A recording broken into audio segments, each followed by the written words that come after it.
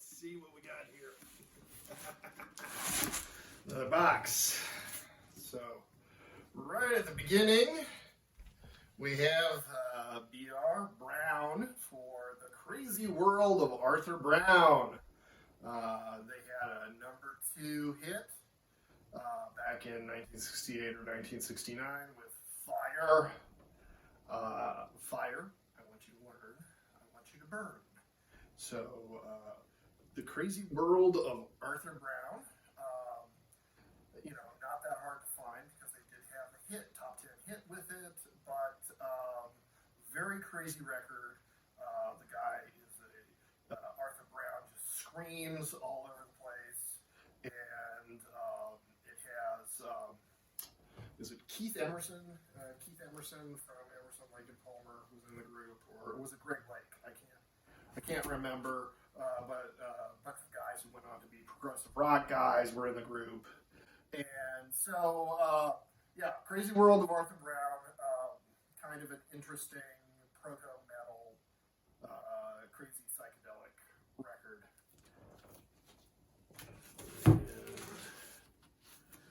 Now, this is a guy named Bobby Brown. He's not the Bobby Brown of My Prerogative fame, or the Bobby Brown who was married to Whitney Houston. He's a hippie from California, and he made his own homemade instruments. So this is probably his best record, The Enlightening Beam of Exonda. So it's a very hippie California, day by the beach kind of psychedelia with a lot of interesting sounds from homemade instruments.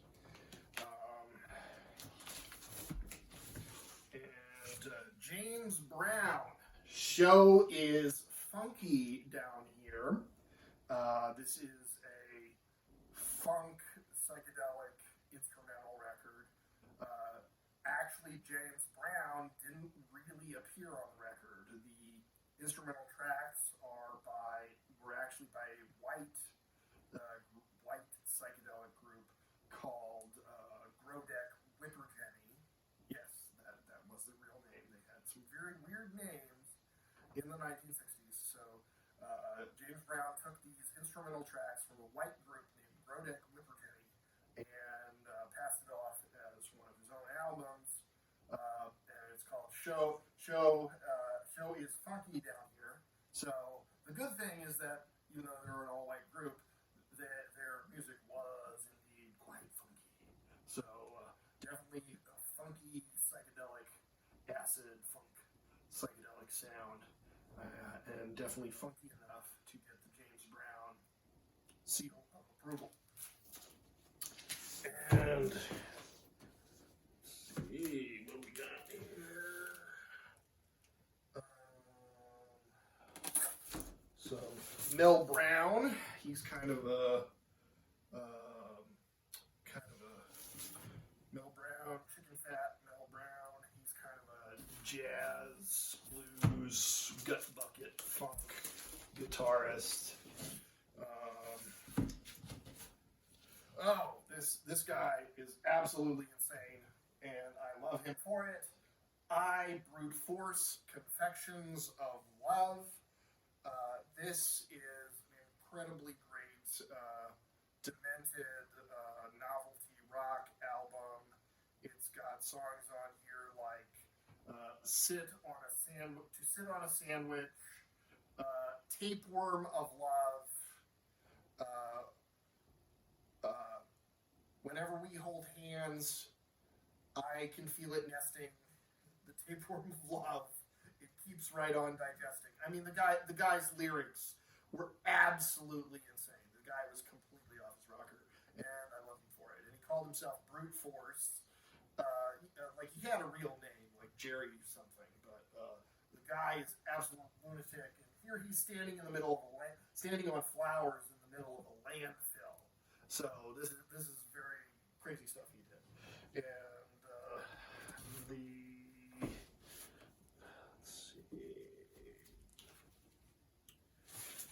Bubble Puppy. So Bubble Puppy is on a record label called International Artists. Artists.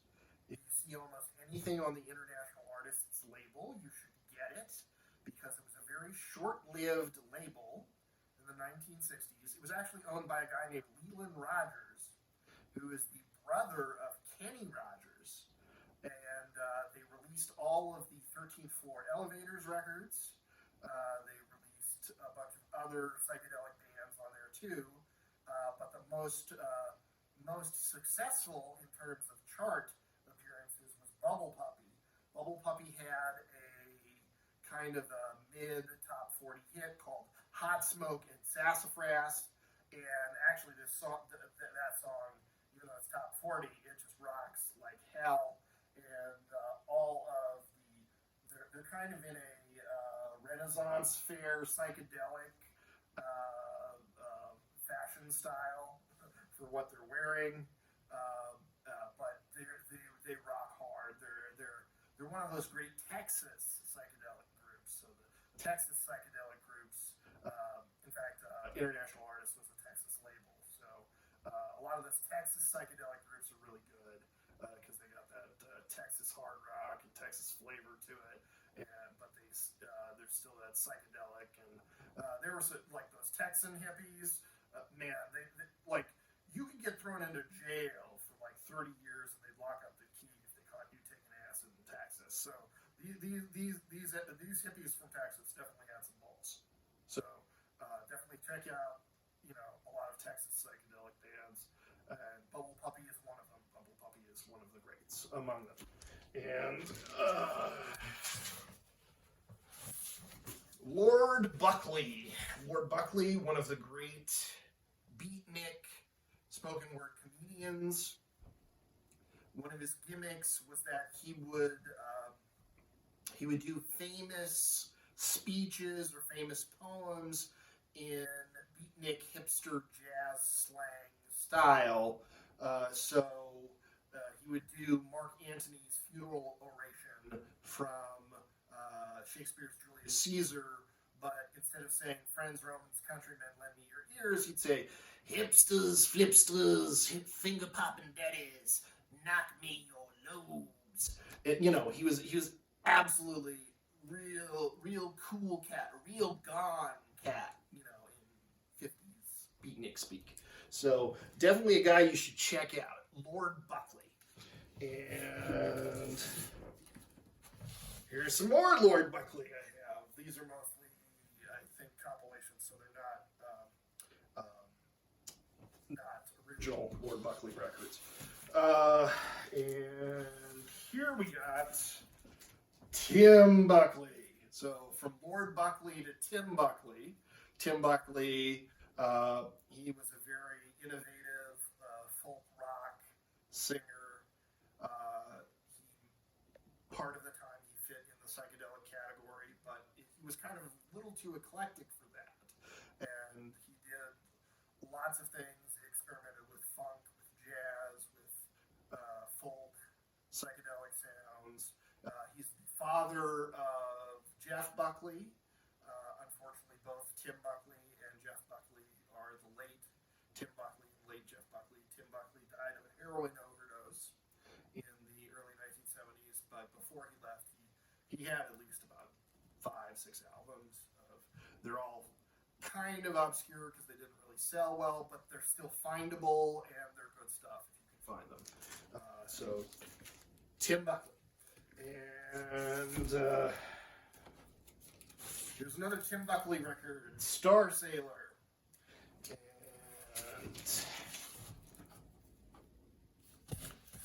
Buffalo Springfield. So this isn't too obscure. This is the band that Neil Young and Stephen Stills were in. This is their first album. And let me double check the back cover. So the back cover, so this is a different version. So when Buffalo Springfield released their first album, it didn't have their hit song, For What It's Worth, Stop, Hey, What's That Sound? It's called For What It's Worth, but it goes, Stop, Hey, What's That Sound? And that hit song was not on their first album. originally on their first album. So this is one of the earlier versions with a track called Baby Don't Scold Me on it. So I'm not sure if these versions are the rare ones or the ones with the hit on it. I think this actually might be the rare one. But if you do see a Buffalo Springfield record, do check the back of it to see if it has Baby Don't Scold Me or For What It's Worth on it. Either way, good record, Buffalo Springfield, because Neil Young's in it. How can you go wrong with Neil Young? And so this is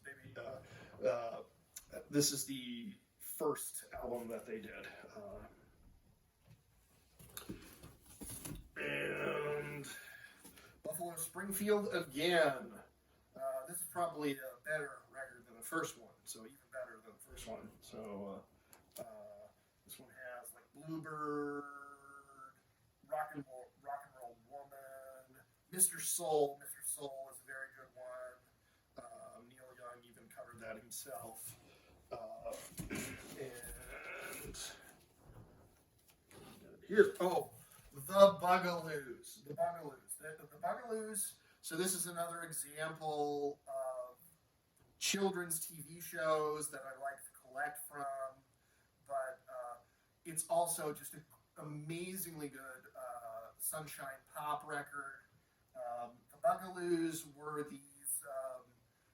so it was an American TV show, but because the 1970s were really weird, it was 4 young actors from England who spoke in Cockney English, and they were bugs. So they flew around in the air. See, they have little wings, bug wings, and they were called the Bugaloos, and they were part of the Sid and Marty Krofft universe. And Sid and Marty Krofft, a lot of their children's TV shows in the 1970s seem to have a lot of drug references smuggled in.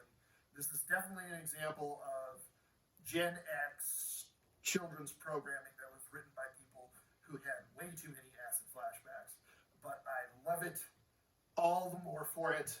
The Bugaloos. And there was one girl Bugaloo, her name was Joy. I think I had a major crush on her when I was like little, like I was 5 or 6 or something. I had a major crush on her. So, but the Bugaloos. So I'm now privileged to have a record that has a great sunshine pop and one of my little boy crushes on it. The Bugaloos. And this is another Beatles tribute record, Los Buitres. So instead of the Beatles, they call themselves the Buitres, B-U-I-T-R-E-S. And this is all Beatles covers in Spanish.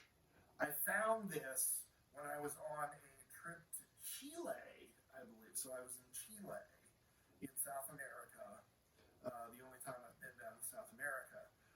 But if you do get a chance to travel to a foreign country and you're interested in collecting records, try to find where they have the records in that foreign country, because you're going to find stuff that you will never find in the United States. So if you travel to a foreign country, try to look for where the records are.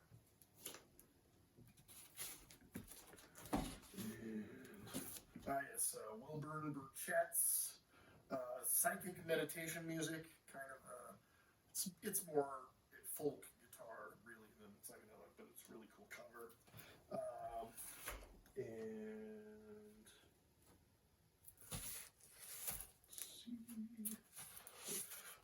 Lori Burton, Breakout. So this record, Lori Burton, she was a session vocalist, but in this case, she got a chance to make her own record. And as is often the case, session vocalists will get a chance to make a record, but usually those records don't sell, and they end up going back to being a backup vocalist. But Lori Burton, she was a very good singer, and she is the voice on the Archie's song Sugar Sugar. So she has an amazing voice. Or was that Tony Wine? Oh, well, anyway, she has an amazing voice that is on a whole bunch of records from the 60s 60s, but this was the one record that she was allowed to do herself.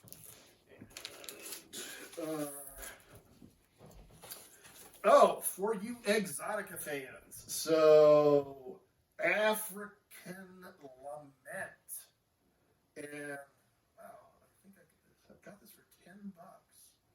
Oh, almost over 20 years ago. I got this for $10, or about 20 years ago. So this African Lament. So this is one of those 1950s, early 60s vocalists that are like Ima Sumac, who have a very broad vocal range and can sing very high and can sing really low notes. And her name is Miriam Burton. She's not depicted on the cover. I did some research. She does appear to be African American, although I've never been able to track down a picture of her.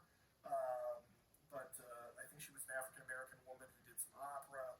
But here she's kind of doing some exotica records, so she's classically trained and has an amazing voice, and but it's done instead of Ima Sumac, which is all South American type music. This is more going for an African feel, but with like an operatic voice with a really large vocal range, and it's got Rites of Passage, Kalahari Bushman, Congo Lament, Yoruba Lady. So it's very much a soundscape type record that tries to make you feel like you're being transported off to Africa, even though it's not exactly authentic African music, because there's still that operatic style, and she has an amazing, very technically proficient voice in there.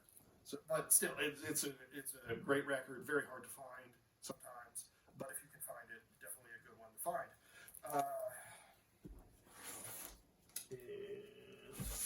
The John Buzon Trio. This is a very good 1950s organ record. You'll hear about organ trios. So organ trios. An organ trio is usually some kind of guy on electric organ, and usually somebody with a stand-up bass and a guy on drums. And the organ trio sound is a very common sound in jazz, and a lot of those organ trio records are good, and this is one of those good ones. Inferno by the John Buzon Trio. For example, if you like the Doors, one of the things that made the Doors very distinctive compared to other rock groups is that a lot of their sound is borrowed from the jazz organ trio sound. They have a guy playing keyboards, they have a guy playing not bass, they have a guy playing guitar, and they have a guy playing drums, and then that's pretty much it. The Doors would have a session bassist, but they didn't. Basically, Ray Manzarek would play the bass parts when they toured live. Anywho, that digression into the Doors, but here's another one of those jazz organ trio records. John Buzon Trio, Nowsville. So this was a John Buzon Trio from the 1950s when they were still on a major label. This is when they were in the 1960s, and they were no longer on a major label. They had to put out the records by themselves, but it's called Nowsville. It has a whole bunch of autographs on it. Actually, my copy has, and it's called Nowsville, and so it has a lot of the 1960s flower power pop on it. It has San Jose. Do you know the way to San Jose? Spinning Wheel. What goes up must come down. Aquarius. Obviously, I love cover versions. This is the dawning of the age of Aquarius, so I had to get this one for that reason. But also, I like the John Buzon Trio, so I like their previous work, so I got another one of their later work as well. And John Buzon Trio, and Jerry Byrd. So this is getting close to the end of the letter B's. Blue Hawaiian steel guitar. So Hawaii has a great steel guitar tradition. So if you like Hawaiian music, as something that dovetails with exotica music, a lot of those Hawaii steel guitar records are very good. And Jerry Byrd is the name of one of the guys associated with that kind of music. It's also sometimes called slack key guitar. So if you see records with the word slack key guitar on it, that's kind of that Hawaiian steel guitar, aloha, oi, ukulele, wavy kind of sound, if you like that sound. So you might want to look for Hawaiian steel guitar or slack key guitar. And this is great. Joe Byrd and the Field Hippies. Now, I actually got a chance to. So he prefers to be called Joseph Byrd because I actually got to exchange a few emails with this guy over the internet because I found him on a website I'm on. But it's a very interesting psychedelic record. It's called The American Metaphysical Circus. Joseph Byrd, before this record, he was in a sort of an electronic psychedelic band called United States of America. And this second band, Joe Byrd and the Field Hippies, was kind of an attempt to do a second album by the United States of America. But the United States of America had pretty much broken up by that point, so they gave it a different name. Although I am told he hates being called Joe Byrd, he prefers to be called Joseph Byrd. But I did exchange a few emails with the guy. He seems like a cool guy. He probably didn't get the royalties he should have gotten on this record, but definitely a good record. And one of my favorite groups of all time, the Byrds. This is Fifth Dimension by the Byrds. It's the one with 8 Miles High on it. It also has Mr. Spaceman, which was another top 40 hit they had. Unfortunately, it doesn't get played on 80s radio as much. That was really their first psychedelic or deliberately psychedelic record. There is this was a cheap. This is a cheap Taiwanese knockoff of the Byrds' greatest hits. So these were the kind of knockoff records that were sold to soldiers that were in Vietnam, and they usually came out of Taiwan or South Korea, and they look a little sketchy, but sometimes what you see on them, look at that, orange vinyl. It's absolutely amazing. And in fact, this one, I found it, pretty much, it was close to being stone mint. And when I played it, I expected the sound quality to be crappy because it looked sketchy, but the sound quality was amazingly good when I played it. So some of these, Vietnam era records that are on colored vinyl, you can find some interesting stuff. So this is one, because I'm a fan of Byrds, I kept this one. And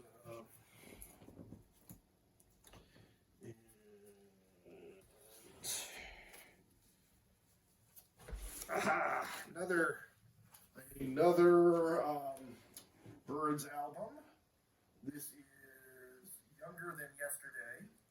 It has their hits So You Want to Be a Rock and Roll Star and My Back Pages on it. And this is kind of the best of their, this record and the Notorious Byrd Brothers are pretty much the best of their full psychedelic period. But I like pretty much, all the tracks are pretty good on this record. And this one is an original, let's see.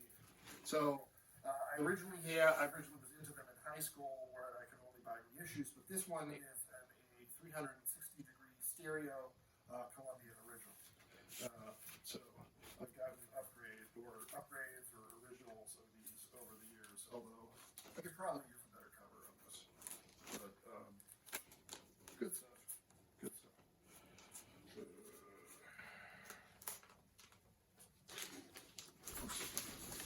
Put that back.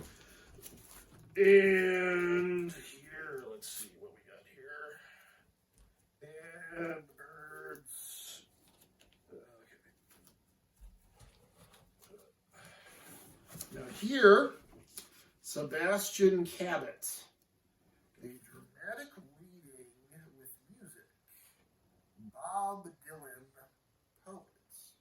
So Sebastian Cabot was an actor. He played a character named Mr. French on an late 60s, early 70s sitcom called A Family Affair. And so this one, it's an album of Bob Dylan covers, except they're done as dramatic recitations. So they're all, none of them are sung. He just reads them like they're dramatic poetry readings. And it's kind of ridiculous on that level, but it's an interesting album, nonetheless.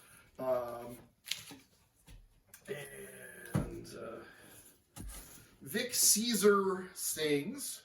So I got this because it is a lounge record. It's a sort of very Vegas-y lounge record, but it has a cover version of Norwegian Wood by the Beatles, but done in a very Vegas lounge style. So that was kind of a contrast I liked. I later learned Vic Caesar actually, I think, had something to do with some blaxploitation movie soundtracks. So this guy got around in the 60s and 70s, but here he was kind of doing his Vegas lounge thing. And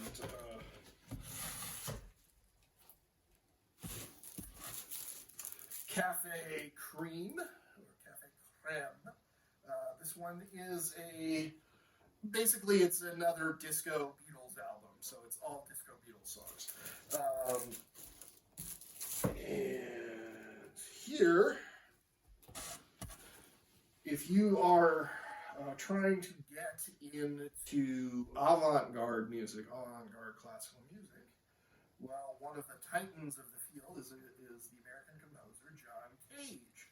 So this is a copy of a John Cage record, part of the Nonesuch series. So the Nonesuch was a subsidiary of Elektra Records, and Nonesuch released a lot of very interesting, innovative 20th century avant-garde classical music.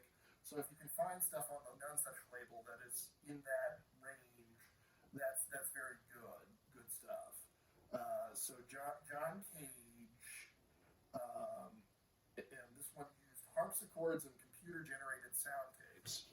And then we have another one. It's a box set, a 2 LP box set. The box is a little raggedy, but I'm still glad to have a copy of it. It's called Indeterminacy. It is basically tape loops, and it's basically pieces of dialogue with sound effects in the middle of it, and it's all like shuffled in random order. That's why they call it Indeterminacy. John Cage was a believer in what he called aleatoric music, which is basically music where you determined where different parts of the composition would go through randomness, through complete randomness. And he would sometimes use a random number generator, or he would flip coins. He sometimes used the I Ching. He definitely did a lot of innovative things with composing, and he was very much an American original. Although, yeah, he was a weird guy, but you kind of have to be a weird guy in order to be an American original. And this is more. John Cage. This is with David Tudor. David Tudor was an avant. He was a guy who basically worked with John Cage to basically perform all the crazy instructions that John Cage gave him. But this is Variations 4, and so that's another one of his piano and avant-garde sound pieces. This is John Cage. Sonatas and interludes for prepared piano. So a prepared piano is a piano that has objects stuck into it, like you can stick a spoon. So if you have like one of those grand pianos where the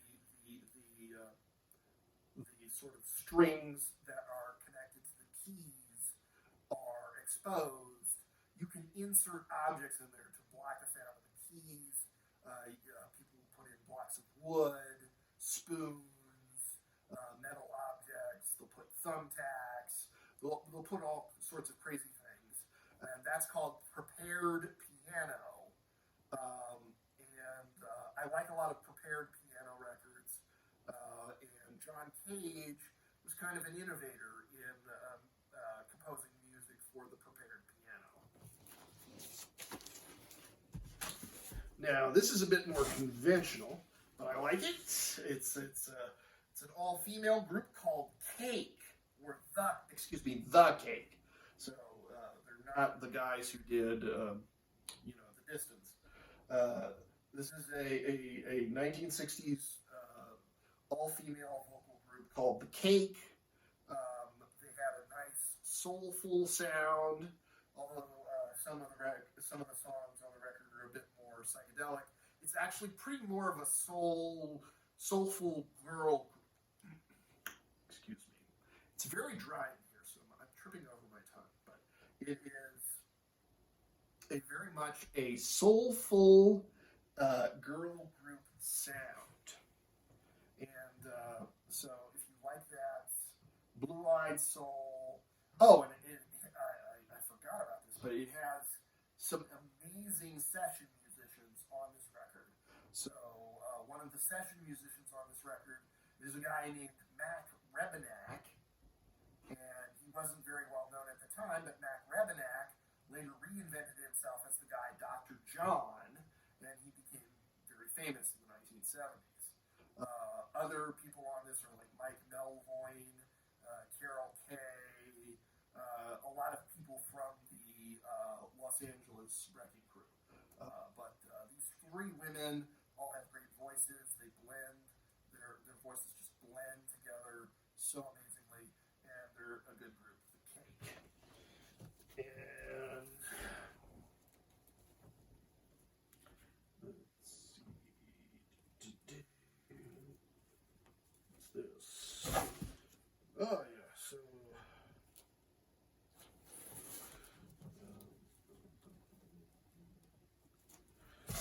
I love this one for the cover. It's another one of those budget label Psychsploitation records. The California Poppy Pickers. I just love the cover. Look at that cover. Look at that, the shimmery, sequiny, multicolored mod psychedelic clothes. And she has the frosted lipstick and the pendulous earrings. And like there's swirling lines in the background. And I just, I like it for that reason. It's mostly pretty good cover versions. I mean, it's not anything that original, but it's got good cover versions on it. So, the California Poppy Pickers. And believe it or not, there were more than one record by the California Poppy Pickers. Whoever they were probably just a bunch of guys in the studio. And then, this is a good one. Bobby Calendar, Rainbow. So this is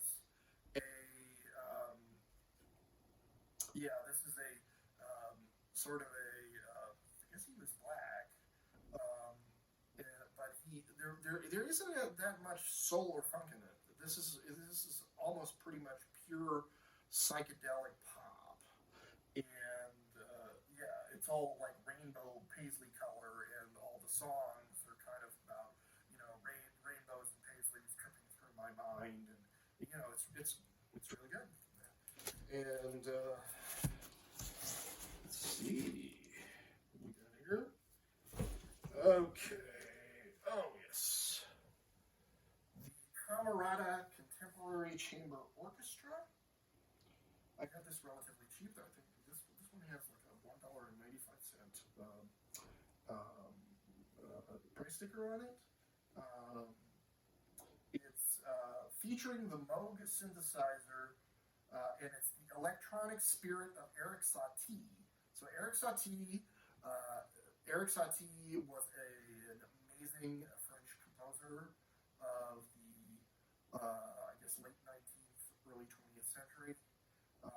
He doesn't get as much love as, your Bach and Beethoven and Brahms, but he should. And his music is very French, very playful. And here they are playing his music on a Moog synthesizer. Although another gimmick of this record is that they're like trying to do a seance where they're like trying to call up the spirit of the composer Eric Satie. And well, it was the 70s. They had some weird concepts for records, and thank God that they did.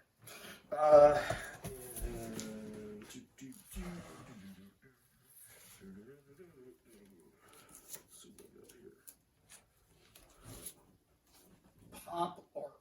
I just love the cover on this one. This is a Matt Camison. This one is it's a European library record, but I just love the cover. It's like this big pop art drawing of a gun being pointed at you. And so this is Dick Campbell Sings Where It's At. This one is good because the guy is a complete Bob Dylan imitator, but he's good for that reason. It's not bad to imitate somebody who's good. It's better to imitate somebody who's good than imitate somebody who sucks. And so many people in music are imitative, that you might as well imitate somebody that's good. So Dick Campbell sings where it's at. So he's kind of a Bob Dylan who's not Bob Dylan. And this was a Camper Van Beethoven. They were an alternative rock group that was popular when I was in high school in the 1980s. So I think I've had this copy since I was in high school. And it has some really interesting songs on it. The Eye of Fatima, which is about guys doing LSD experiments. So I didn't even know what that was about at the time, but I've read more history, and no, I think things like that really happened.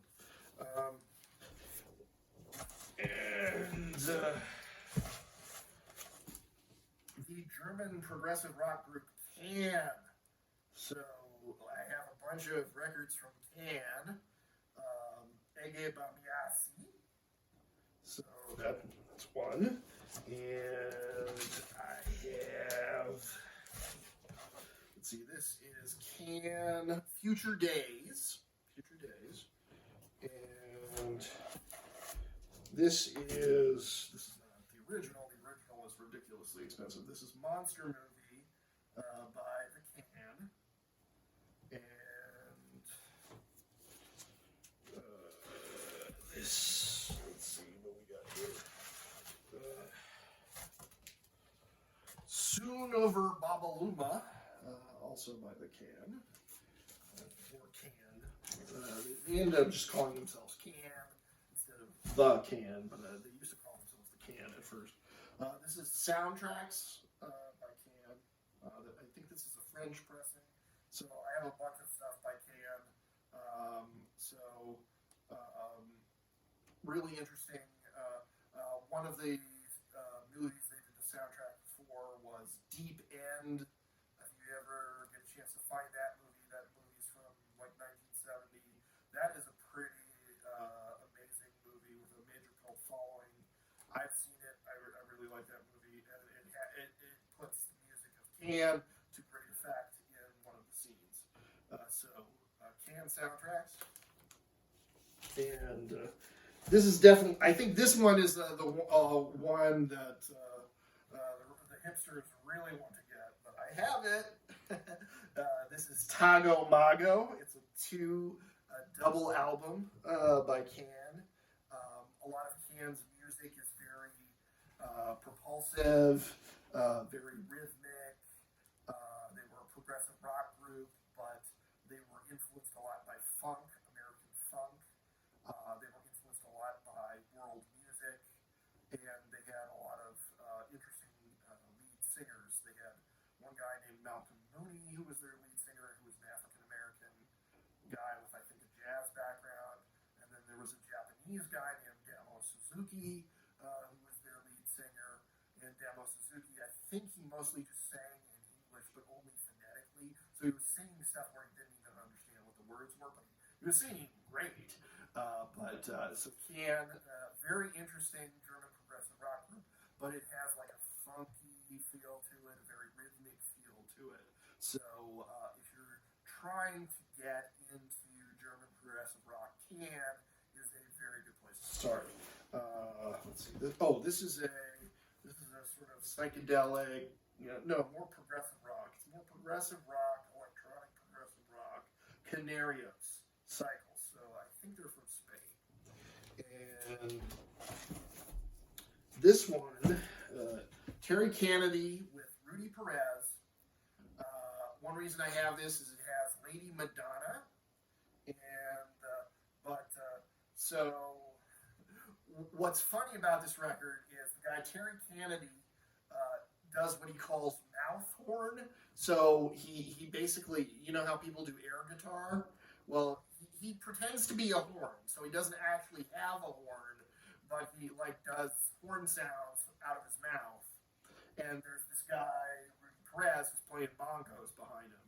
And so he's a very, very weird sounding lounge act.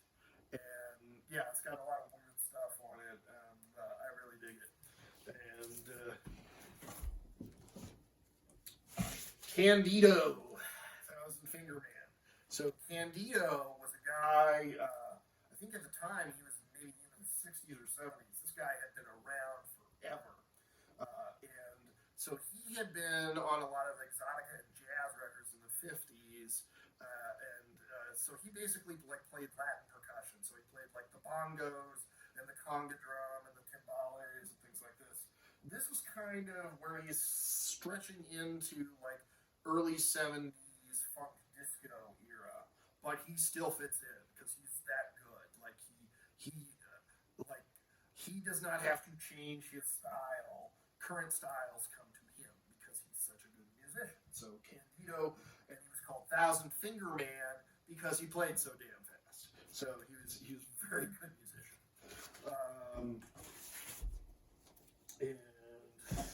This is a crazy record. Frances Cannon, the Singing Psychic.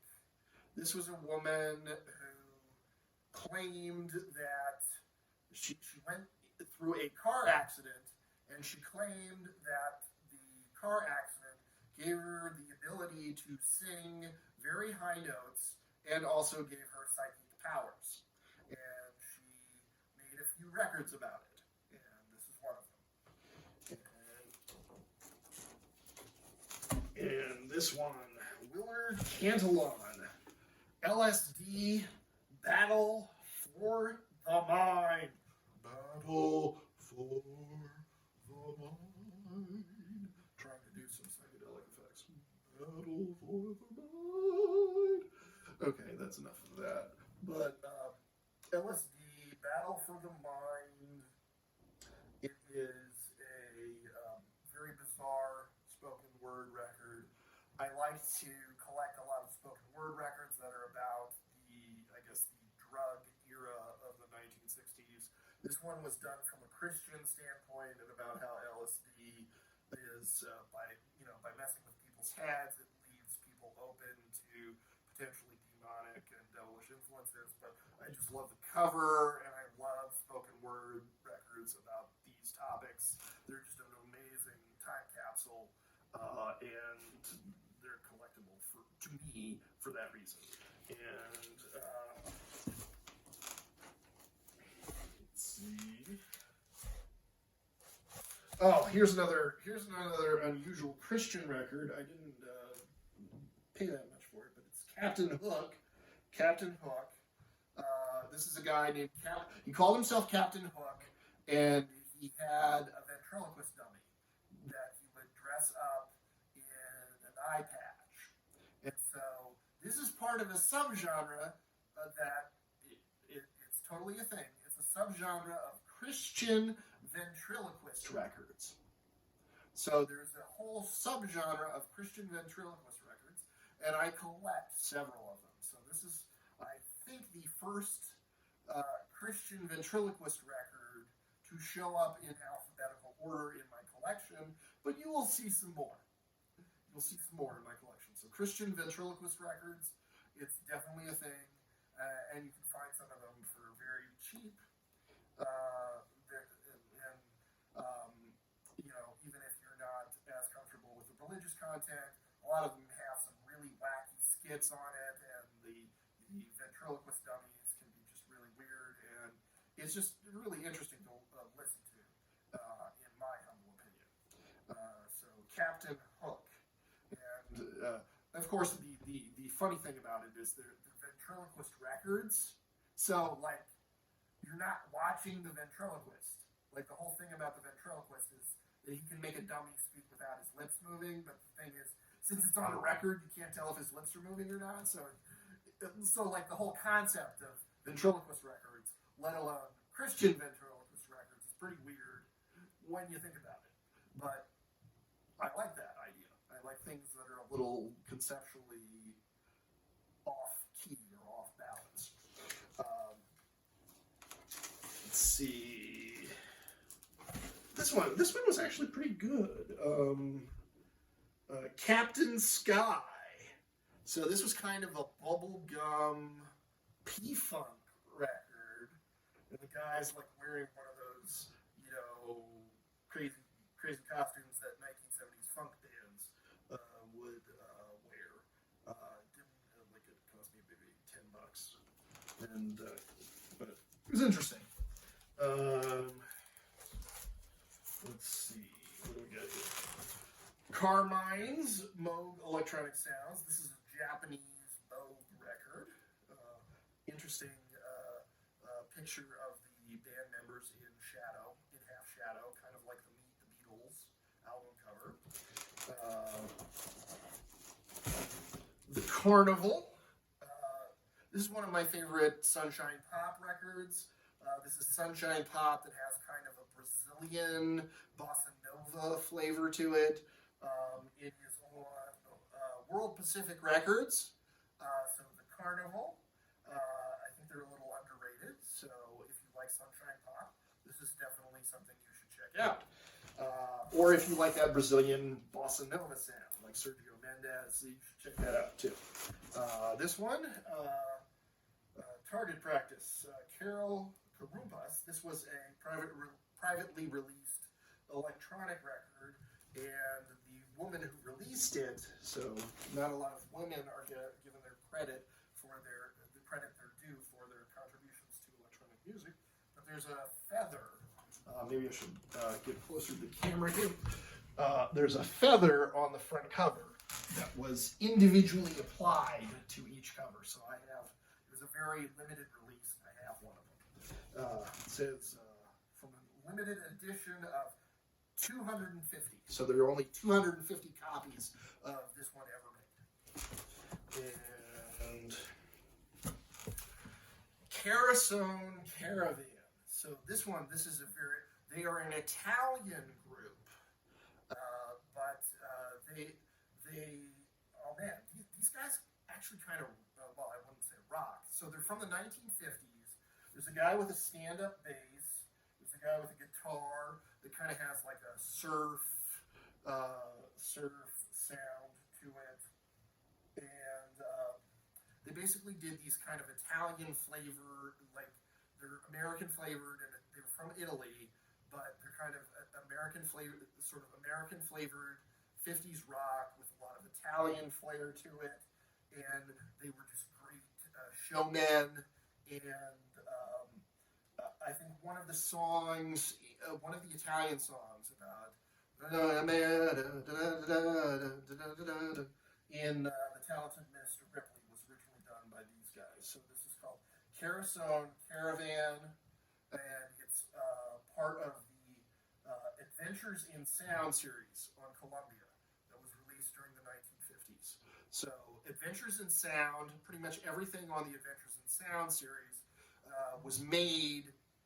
It was made to test people's stereo speakers at the time in the early 1950s. So anything in the Adventures in Sound series is almost destined to have amazingly good sound quality for the time. And this one's very good. It's a lot like Louis Prima. If you remember Louis Prima, he did kind of a lot of those Italian-style jazzy hybrids from the 1950s. And these guys are like 6 Louis Primas all playing at once, and they're all kicking ass on stage. I mean, it's not that rock because it's a little too early for that, but they're very tight musicians. They're very tight musically, and it's just really good, sort of Italian flavored lounge music with a little bit of early American rock mixed into it. It's actually pretty good. And let's see. Oh, this is a crazy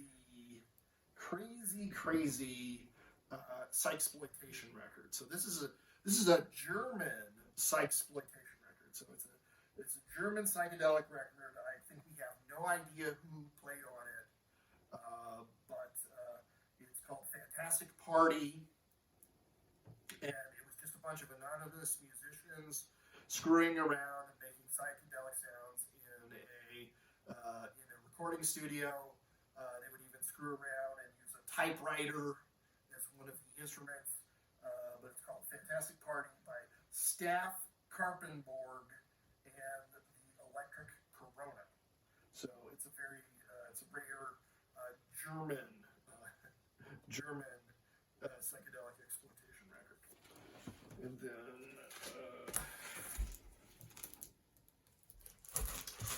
an early Carpenter's record, and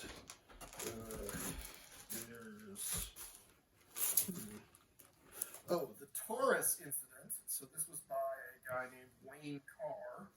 This is kind of one of those 1970s space planetarium records with a lot of electronic keyboards. So, that's the kind of thing I'm into. So this one I got. So it's by a guy named Wayne Carr, but the cover is just some, supernova.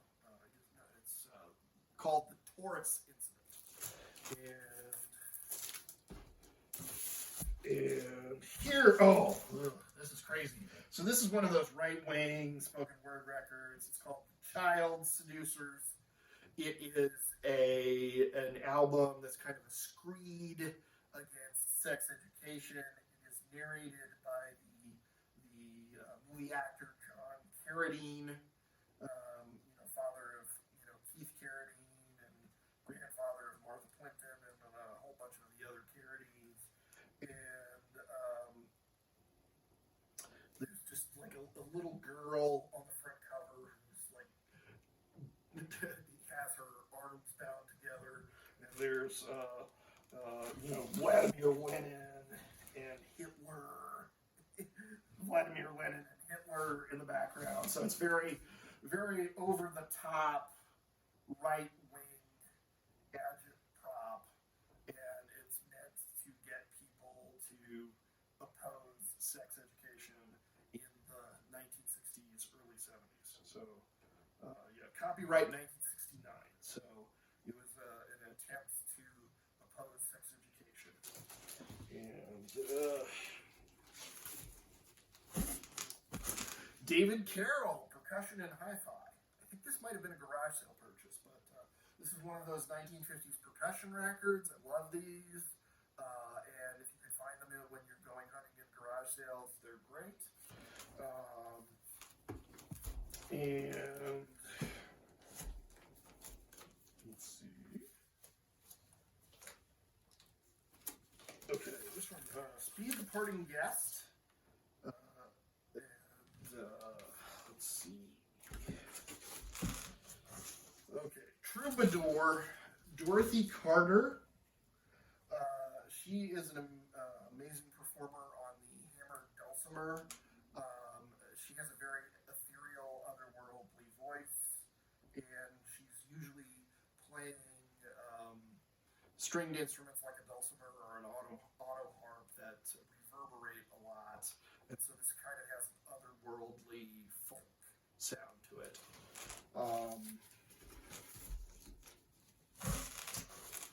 And here we have, it looks like an exotica record. It's actually kind of a 20th century classical record, and it's by a guy named Elliot Carter and the Minotaur. And Elliot Carter, he did some prepared piano records. He also did a lot of sort of 20th century classical music that has a lot of Eastern Asian sounds to them. So he's kind of exotica adjacent, even though he's not technically exotica. But Elliot Carter is definitely a guy to look into if you're interested in looking at 20th century classical music and you like exotica, like Martin Denny or Les Baxter. He's a guy to look into. Also, Colin McPhee is another composer on this record. Tabu Han. He also has sort of classical music in a sort of Asian exotica vibe to it.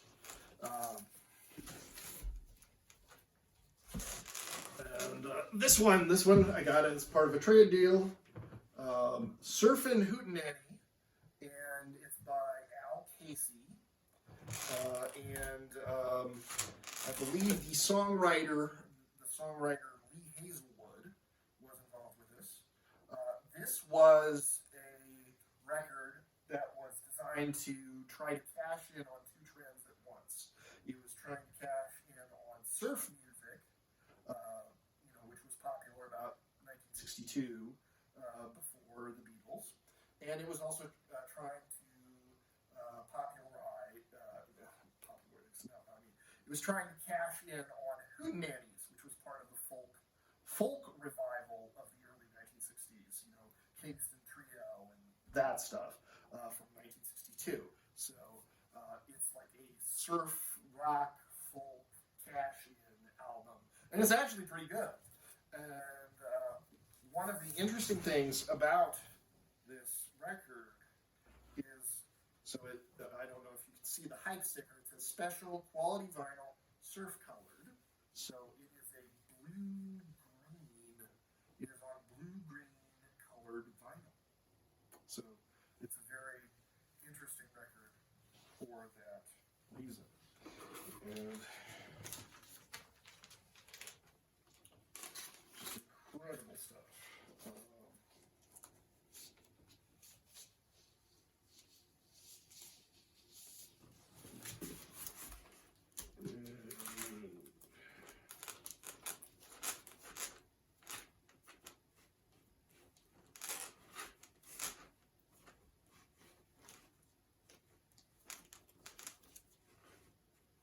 And then after Al Casey, there's Alberta Casey. This is San Diego Vocas. So this was a woman, she's right here on the back. She's like one of those Burn song ladies that basically, she's one of these women who get to be older and they get to accumulate a whole bunch of money, and so nobody can tell them no when they want to make a record. So this is a woman who made a record. And what's interesting about this record is it's in the invented language of Esperanto. And one of the reasons I bought it is it has a song on it called Kredisny, which is her Esperanto translation of the Beatles' Yesterday. And she sings it in kind of an operatic voice. And it is one of the most unusual quote-unquote foreign language cover versions of the Beatles I have. And Here's the Christmas Spirit, Johnny Cash. This is a record I think I've had for a long time because I think it used to be my parents. And it's just a really good Christmas record because it's Johnny Cash. What could be more American than Johnny Cash? Nothing. Nothing is more American. Okay, maybe Elvis. Maybe Elvis is more American than Johnny Cash. Really, nobody else is more American than Johnny Cash. And this one I got basically by buying a box of records from somebody at a garage sale. I asked them if they had any more records, and they said, yeah, sure, we have this whole box in the house. And they were willing to sell the whole box to me. And in this box, there was this Johnny Cash record, but it's not a regular Johnny Cash record. It's a Johnny Cash record that has some of his songs on it, but it also has advertising on it. So it was a Johnny Cash record with advertising that was aimed at farmers. And so it had commercials about diesel fuel and radio commercials and a bunch of Johnny Cash songs on it. And that's something that they would sometimes do. And so some of these records, which are designed for advertising purposes, some of those that were targeted toward farmers or the agricultural market would have really good country music on it. And so this is one of those records with Johnny Cash on it. And the Jimmy Castor Bunch, he's just really cool. Not much more. I mean, he's kind of psychedelic soul, hard rock psychedelic soul. He's cool. Jimmy Castor Bunch. Very funky. Very funky. I don't think his records cost too much these days. The Jimmy Castor Bunch Phase 2. But, you should get it. You should get it. Jimmy Castor Bunch. He's cool. And Caterpillar on Vertigo. This is probably one of the rarest progressive rock records I own. Yeah, I probably shouldn't say much more about it because I don't know. I'd sound like I'm bragging or something. But yeah, it's a good prog rock record. The Chattanooga Cats. The Chattanooga Cats. That is another cartoon record that I own, and there's some good sunshine pop on this. They sing a couple songs that were hits for actual non-cartoon. Well, maybe not hits, but there are some songs on here that were on albums by actual non-cartoon psychedelic groups that are now sung by these cartoon cats. So it's actually a pretty good record. Since the Chattanooga Cats were not really on TV for very long, I think this is pretty rare. And then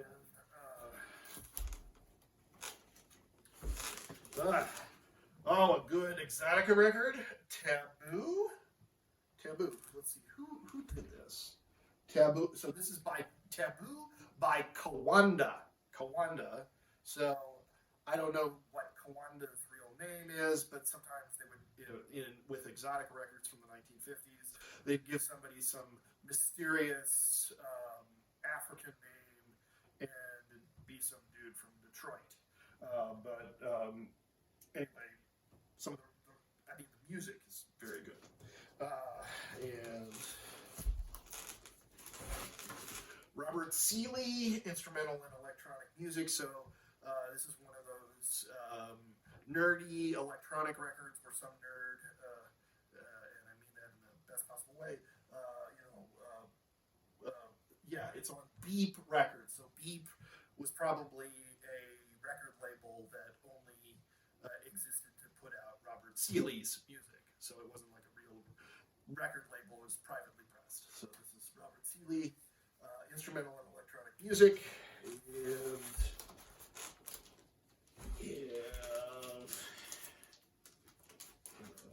So this is an Italian progressive rock record, Andrea Centazzo. And here's a lounge record, The Center Line. It has a big medley that's about 11 minutes long on it with a lot of Beatles Beatles covers on it. I happen to like it. And then the last in the box. So I hope I'm not getting a lot of weirdo horror fans. I mean, I like some horror movies too myself. But this, the last one in the box is Centipede. And I guess you could technically call it, so the group is Centipede. And what's amazing about this group is there's like almost like 50 or 60 people in it. So I hesitate to call it a human centipede because it has absolutely nothing to do with that movie. But it's like, it's probably the group that has the greatest number of people in it at one time. There were like 50 to 60 people in this group. And so it had a whole bunch of guys who were part of the Canterbury, England progressive rock scene. And then on top of that, there were a bunch of avant-garde composers and jazz guys involved. And then on top of that, they had a bunch of African, Afrobeat, African percussionists and African musicians involved. So it's very much, it's like avant-garde jazz African prog. And it's like 50 to 60. Unfortunately, I don't think I have a photo of the band. But if you can look up a photo of the band somewhere on the internet, please do, because there's like 60 people in the band all playing at one time. So it's kind of one of those crazy records all for that. So Centipede, Septober Energy is the name of the record. They unfortunately only had the opportunity to put out one record. I mean, partially because it's kind of very hard to hold a group of 60 people together. But anyway, glad that they had the chance to record something while it lasted. So that's the last in the box, Centipede.